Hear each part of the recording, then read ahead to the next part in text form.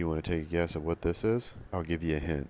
It's the same thing that turned this fringe red, and the same thing that turned this towel red inside of my spinner. If you guessed it's red dye, you would be right. And there's actually a ton of things going on with this rug that I can't get into all of them, and I don't really want to, but the big thing is that there's a lot of dye coming out of this rug. And I highly encourage you to stay tuned and watch the whole thing because it gets pretty crazy. I mean, it just gets worse and worse and worse throughout the whole thing. And by the end of it, before I put the rug into the centrifuge, it just looks like a shark attack. So what you're seeing right now is kind of a combo. It's like a mixture of, there's a little bit of dye coming out of the rug. There's a lot of dirt coming out of the rug.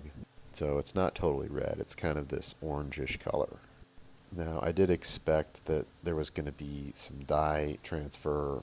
There was going to be some dye bleeding, some crocking. I kind of anticipated all that. I looked at the back of the rug and I could see that there was a previous issue of color transfer. Basically, I just saw that some of the red had moved into some of the tan. It's a clear indication that the colors aren't stable. Now, one of the big concerns I have with cleaning rugs like this is that it's got a chemical wash on it, and it's over dyed. So they put a ton of extra dye into certain areas, then they do this chemical exposure treatment to it, makes it look antique. It's pretty cool, but it's damaging to the wool. So the top of the rug's very faded. The red is almost a burnt orange. Looks like it's sun-beaten and old. And the back of the rug is this very, very dark, deep red, almost maroon color. Clear indication that the rug's over-dyed and then chemically washed. Why is that important? Because it affects everything that we do. It makes the color unstable, it creates bleaching, and it causes damage to the wool, which means that the fibers are going to break apart easier, and the rug won't last as long. But it looks really cool while it does last. Alright, so what are we doing? How are we handling this? I do have some product in the cleaning solution that encourages the loose dye to stick to the water. And hopefully it tells the dye not to stick to the other fibers. Doesn't always work, as you can tell in that first scene where there was red dye in the fringe should be white. Second thing is we're using a neutral cleaner. It's just a neutral pH. It's not acidic, it's not a base, it's not a high pH, it's not a low pH, it's very in the middle. And this is hopefully going to help capture the soil and not affect the dye any more than what's already going on. And I say hopefully because it doesn't. The whole thing just turned out to be a mess. I mean, there's just, like I said before, red dye everywhere. Right now, not so much because there's a lot of dirt coming out, but once we get the dirt out, the dye just starts to come out like crazy. There was a point where I asked Jeremy if he was nervous about this, and he quickly said no. Now, I guess I take that as a compliment because he trusted my abilities. However, I am very nervous. Not only is this an expensive rug, it's a big rug. So the worse the issues get, the harder it is to fix. Smaller rugs are easier to fix, bigger rugs are harder to fix, just the nature of it. So I'm going to give you guys some time to watch this. I'll check back with you periodically. For now, just enjoy. Keep your fingers crossed that this rug doesn't get ruined.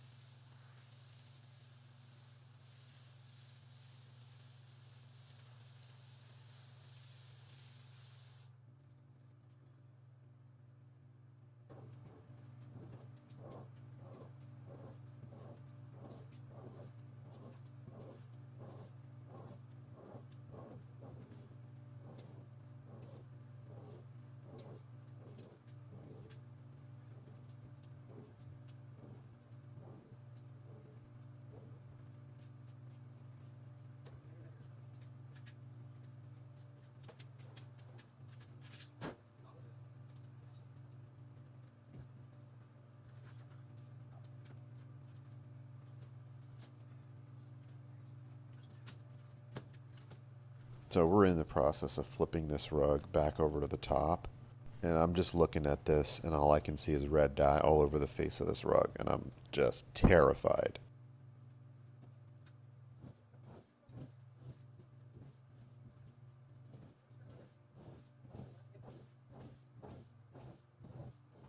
And I'm sure you can see now there's a huge amount of dye coming out that's still mixed in with some of the soil, but that's all red dye. Mostly. That's probably 80 or 90% dye.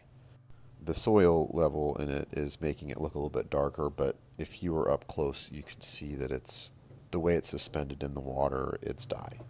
Yeah, we're going to be getting ready to put this in the spinner where things get really hairy. If you were here for the first scene of this video, you'll know what was coming out of it, and you also saw the inside of the spinner and what the rags were we wrapped the rug with, what they look like. So we're just going to wrap the rug. This is a big painter's tarp. It's nice and thick.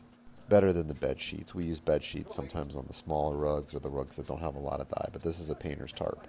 And you got to see this painter's tarp when we're done with it, after it comes out of the spinner. And it's pretty freaking cool.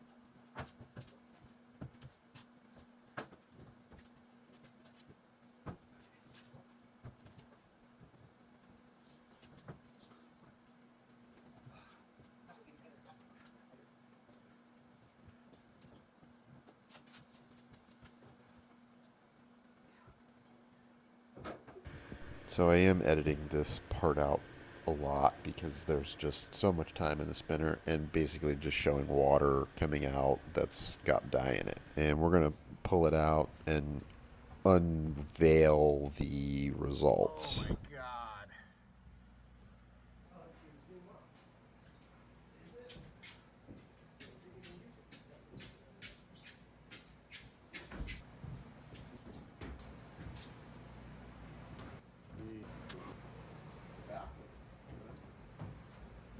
This is the painter's tarp. That's dye from the rug. And here's the reveal. You gotta let me know what you think. So this is what I was talking about with the chemical wash. It kind of makes those dark maroon colors fade out. It gives them almost a golden red.